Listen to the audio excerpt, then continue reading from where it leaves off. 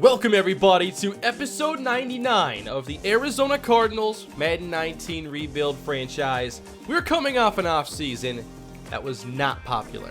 It was an offseason that saw us lose our best receiver to the Cincinnati Bengals. Walker Onobun will be facing us in week 17 this season, and I still think he has many great years ahead of him despite now being 30 years old. He's coming off easily his best season in his career, 16 touchdowns, plus a great postseason, and he's won 2 rings in a row with Arizona. But we also lost a leader on defense, Trenton Barton. The veteran safety is a 97 overall, and he is the #1 free safety in the league. And I dealt him for a first-round pick, thinking it would help me retain Walker Onobun. That didn't work, especially after I misunderstood how trading would affect our dead salary cap. Therefore, I essentially traded Barton for just the first round pick, but I didn't need to trade him, and I could have gone about the offseason a very different way.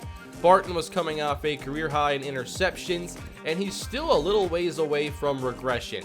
So the Jets, who are already Super Bowl contenders, just made their defense even stronger at our expense. Nice secondary they have here in Miami with Watts Mathis and Shakir Cosby. Cosby did really well for us the couple seasons he was in Arizona. He was a playmaker that got interceptions, and he was coming off a really good season as well. By the way, Watts Mathis is now an 82 overall. Solid for this series. Obviously, cornerbacks develop super slow in here. And let's see those career interceptions. Wow, 5 a year ago, so he's still playing really good football.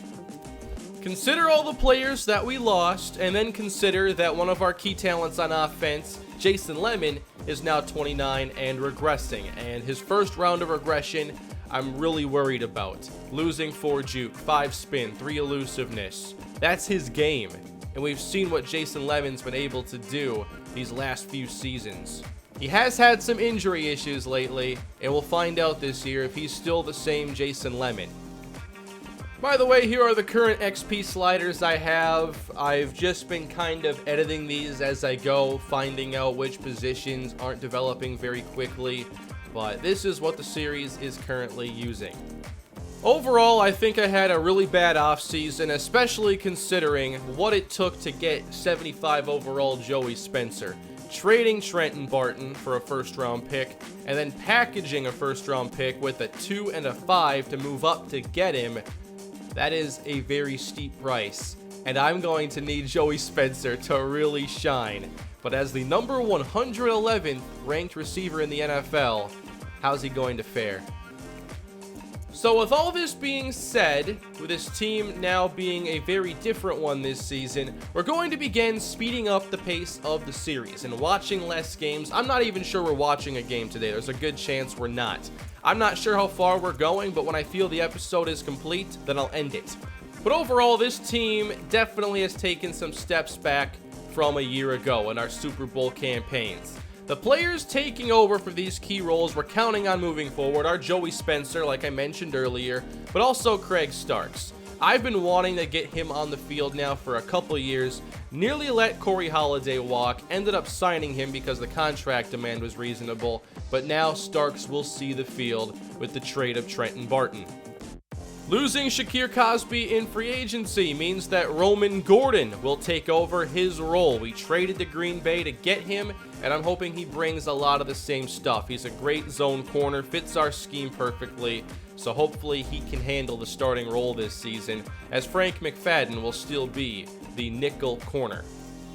I did see some talk about why I didn't trade Turner Dye and what I could have done here, and I mentioned him as untradeable last episode, and I feel that way because if we trade him, I've still got to fill that spot. Plus, the other spot at tackle was already looking very questionable. And for Turner Dye, he at least has solid pass block ratings, the top thing I look for in a tackle. At this stage, his run blocking is not very good. I've been really critical of him since we acquired him in this series. That was a handful of years ago, and he hasn't been consistent. However, if I could redo the offseason over again, I wouldn't trade Turner Dye. we already had some things to worry about on the offensive line. I added a new tackle this season in Rashon Morton, a first-round pick, but I'm worried that his development's going to be very slow. There's also Jamerson Williams, who has a year of development already, but he's also developing fairly slowly. And I know it says that Harding here is a backup. He's listed at center. I'll just move him to left guard now so it all makes sense, because that's where he ends up playing every year. The Arizona Cardinals have signed wide receiver Trey Brackenridge, an old rival who had spent his entire career prior with the San Francisco 49ers. With us losing Walker Onobon, I had to do something at receiver, and we added Joey Spencer. However, the depth behind Young and Gutierrez is really questionable, so I'd like to bring in somebody like Brackenridge, who at least has reliable hands and some good route running abilities, so we can have a receiver that I believe we can count on. And we can also guarantee he won't be scoring touchdowns against us anytime soon. We're going to be signing another rival. Everett Mckay spent some years in Seattle as a running back, and I'd just like him to be a veteran power back coming off the bench. I like that he has the high break tackle and the 94 ball carrier vision should we watch games where he sees the field.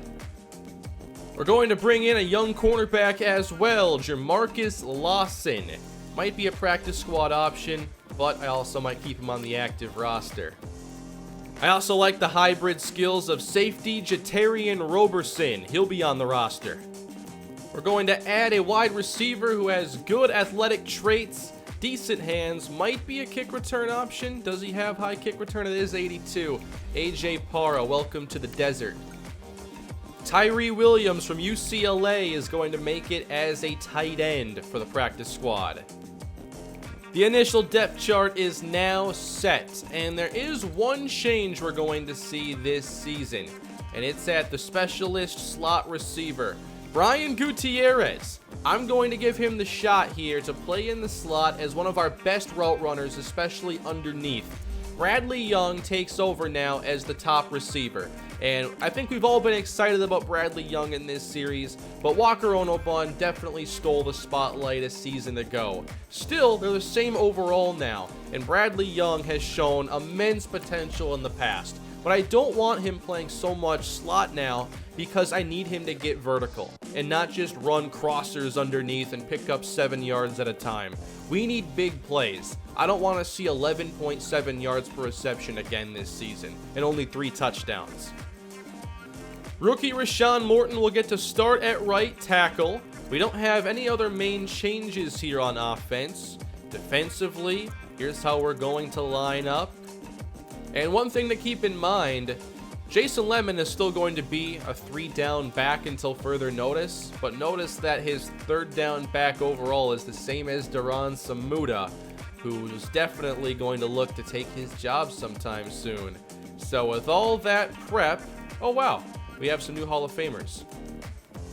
Myles Garrett, Joey Bosa, and LaJawn Wallace enter the Hall of Fame. I saw that Saquon Barkley did not make it. It'd be cool if they just had a little profile of everybody who joined the Hall of Fame so you could at least see their career stats, the teams they played for, and their accolades. Once a player retires and goes to the Hall of Fame, all that stuff is inaccessible, but it shouldn't be.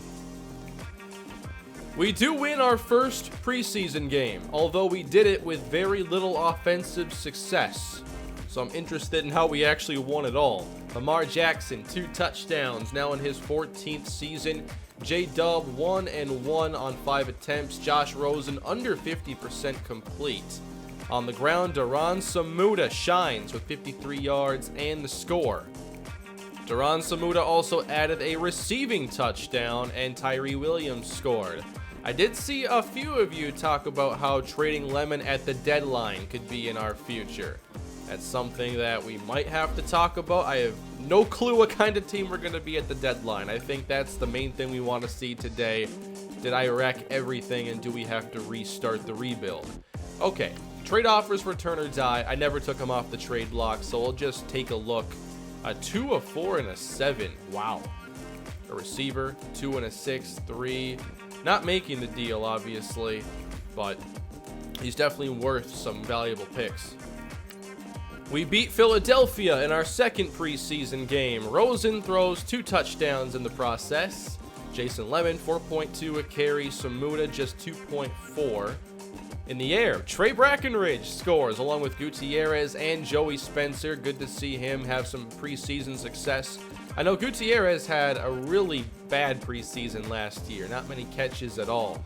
We got some pass rush in this game and interception. Another preseason victory. Defense played extraordinarily well, only allowing 248 yards. Unger, 2 touchdowns in this game. Lemon, 4.4 a carry. Gutierrez staying busy in this new role as Earl Zohalier catches 2 touchdowns. 2 sacks for Sullivan, 1 for Salisbury, and no picks this time. Well, it's an undefeated preseason for Arizona. Josh Rosen throws a pair of touchdowns in this game. We got a couple interceptions on defense. Samuda for 60 on the ground. He continues to have some receiving success as well. That's something to keep an eye on. 65 and a score from him. And with the defense, it seems we had a good amount of pass rush in this preseason. Eldon Chavis, Marcus Sullivan, Vaughn, and Burns, with picks going to Parker Mays and Frank McFadden. I've made our final cuts, and we were down to a 51-man roster, so I'm going to add a couple depth players. We're bringing back Ricky Rackley for defensive end depth. And we're also going to sign veteran Miles Bailey, who can pass rush a little bit, but could also play off the ball if needed. Overall, here were preseason stats. Unger, 4 touchdowns. Rosen back in Arizona with 4 touchdowns. On the ground, Duran Samuda, 3.2 yards per carry. Jason Lemon's only at 3.7, and we'll see what kind of year he's able to put together. Lawrence Turner, 14 for 142. Gutierrez, Brackenridge, all performed pretty well. Young had the yardage and the yards per reception. That's what I really want to see go up this year.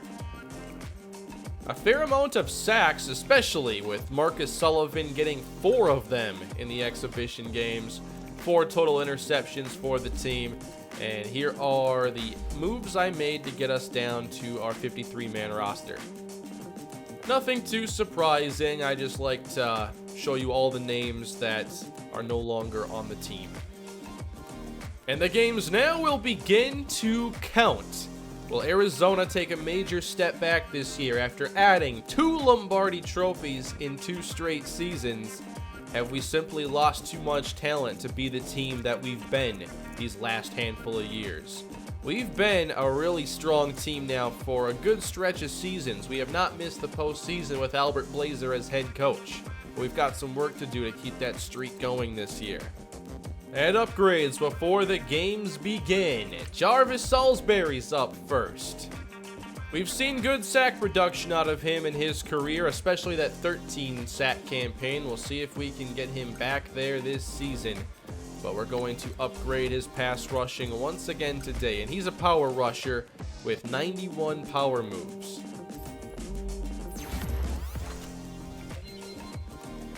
+1 to power moves, but also a little boost to speed. I drafted Jamerson Williams last season, and he is a good pass protector. I am kind of leaning towards starting him now, especially getting this upgrade, because he is a better pass blocker than Rashon Morton. Morton has some good all-around skills. He will need some development, but I wonder if we're better off going with Williams right away, even with the investment in Morton this season. Williams is a scheme fit, and it might just be the best way to go. Rashon Baker is, I think, our 4th corner on the depth chart. He didn't get any coverage boost here, got some speed upgrade, and he could also see starting playing time in the near future. Parker Mays is still developing pretty quickly. He has quick dev, so that kind of explains it, but another zone-oriented corner with pretty good skills. All right, everybody, it's time to begin 2031. Arizona, 2-time defending Super Bowl champions. What's in store now? Statement made by the offense. 49-28. One of our highest scoring games in a long time. 4 touchdowns from J.W. Unger. We intercepted Raymond Garcia twice.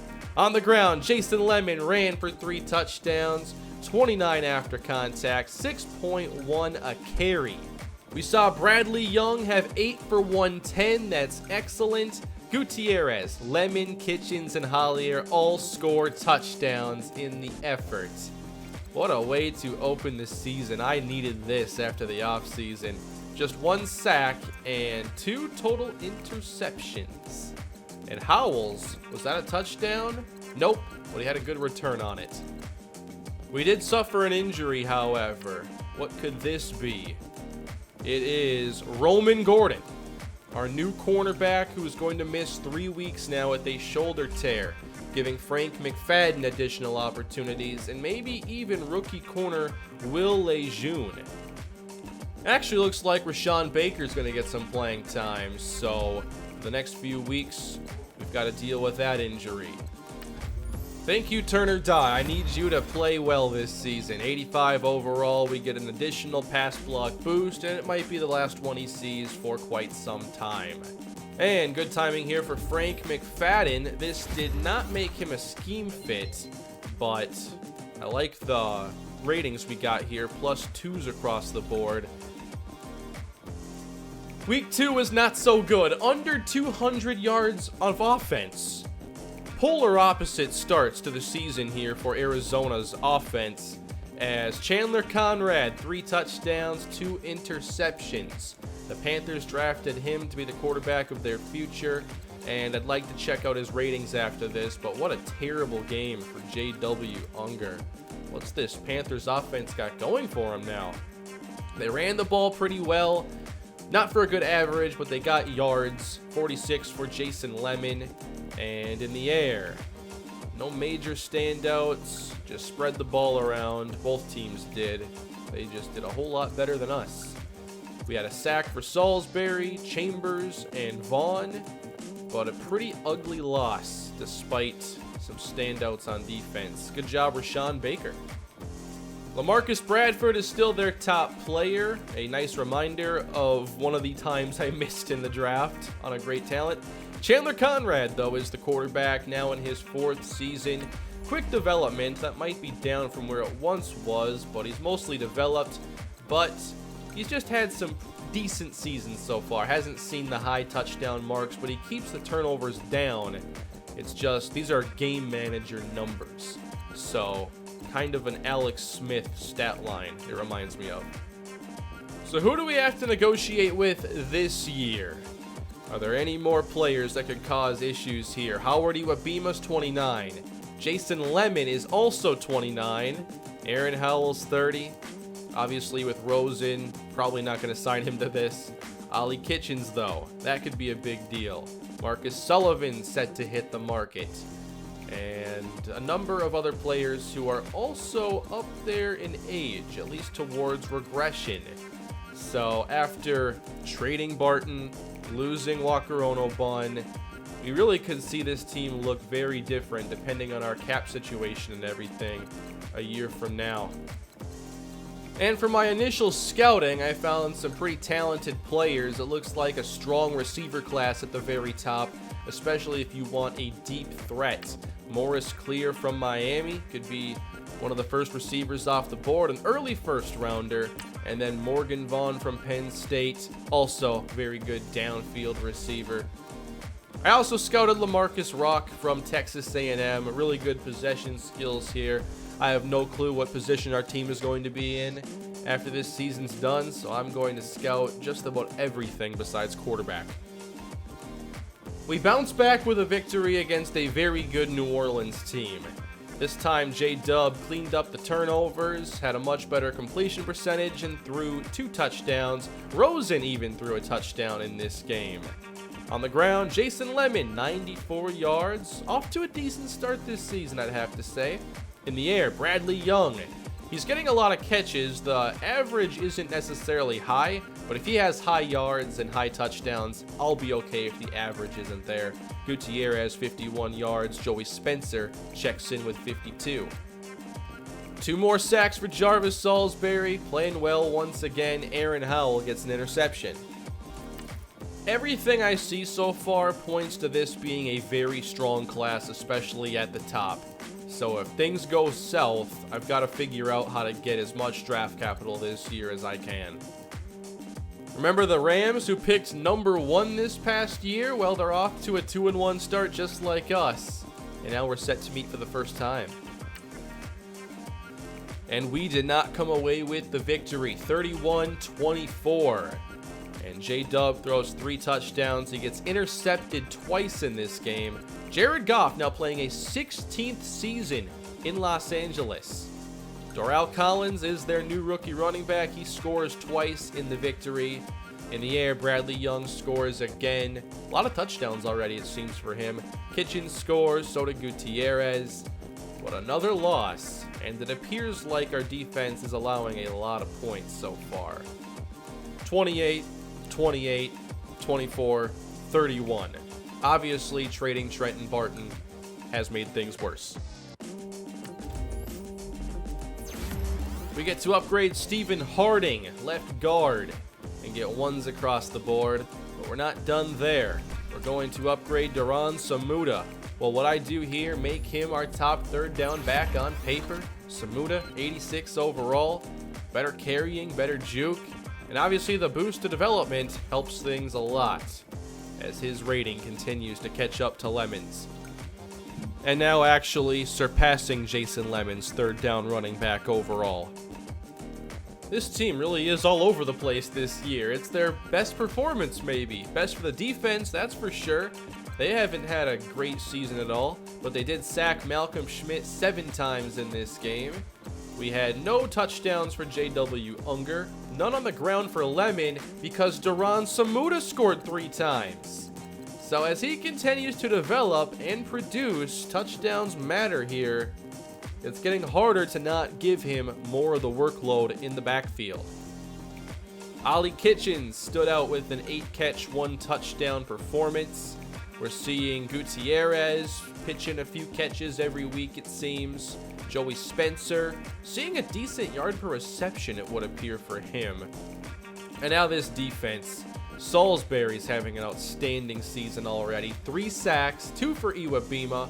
Vaughn is getting more pass rush production, it appears, than Tyree Stevenson even. So if Vaughn plays better, that makes it a little easier if I have to move on from Howard Iwabima. We'll have to see what the situations look like this year because I've really got to recover after last offseason. That's a Player of the Week performance, by the way, for Jarvis Salisbury. And here are some of the others for the league. We haven't had any ourselves, but here are the season's standouts. Wait a minute, Tyler Lopez for the Seahawks. I let him go in the offseason. By the way, I have been spending a lot of Albert Blazer's Coach XP as we've gone on in this series.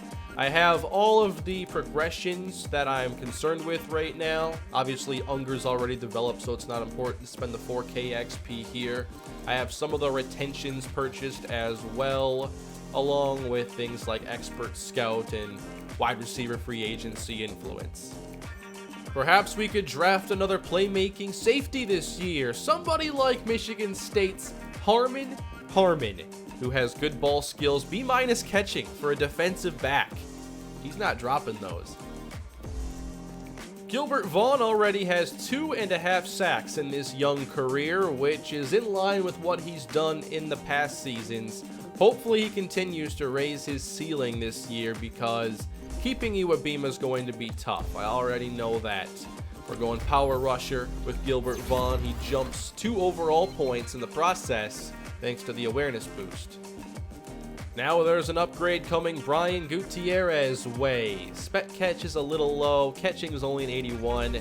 I would still like to work on that as he becomes an 80 overall wide receiver, and catching traffic and catching both increase. There might even be a lot of good tight ends in this class. Check out the ratings for Jamal Minter from Oregon. A- catch in traffic, B catching, and B- spec catch. This class is fantastic. We get another matchup with the Rams, and Arizona comes away victorious. Another close game, 28-24. Another touchdown for Rosen, 2 more for J.W. Unger. We did pick off Goff once and sacked him. Lemon scores once on the ground. Duran Samuda almost got no carries. And then Mac Rabb for 117. Gutierrez finds the end zone. Joey Spencer, by the way, logs 8 catches. Good to see that. Pretty well-rounded day here for the offense, including Earl Zoe Hollier's 3 catches and a touchdown. Joseph Chambers gets a sack. Another one split between Salisbury and Iwabima. Love what Salisbury's putting in this season. And then another interception for Ahman Burns. So we got to play, looks like 3 division games before the trade deadline, which I like because I think that gives us a better idea of who we are, although I'm still not sold. We're 4-2, just like Seattle. The Rams are 4-3. It's competitive this season. And now we're at the trade deadline. And it's a season where we already know the upcoming draft class is going to be a special one. One where you can find cornerstone players at a variety of positions. Nearly everybody I've scouted as far as first round targets go are very good and deserving of first round picks. Not many first round busts or players who are actually second or third round talents. And you can go in so many directions. So I think it's tempting to think about trading a lot of the players that we have to acquire picks to get as much young talent next year as possible. Or we see our 4-2 record and just go status quo and try to go all the way again this season. And I think that makes this a perfect place to end this episode. Next time, I'd like to finish out the season. There's a chance, if the game matters, I would love for episode 100 to be a big Week 17 game against Cincinnati and Walker Ono-Bun. We're definitely in a tough spot right now because trading any of these players could net us some valuable draft capital for the future.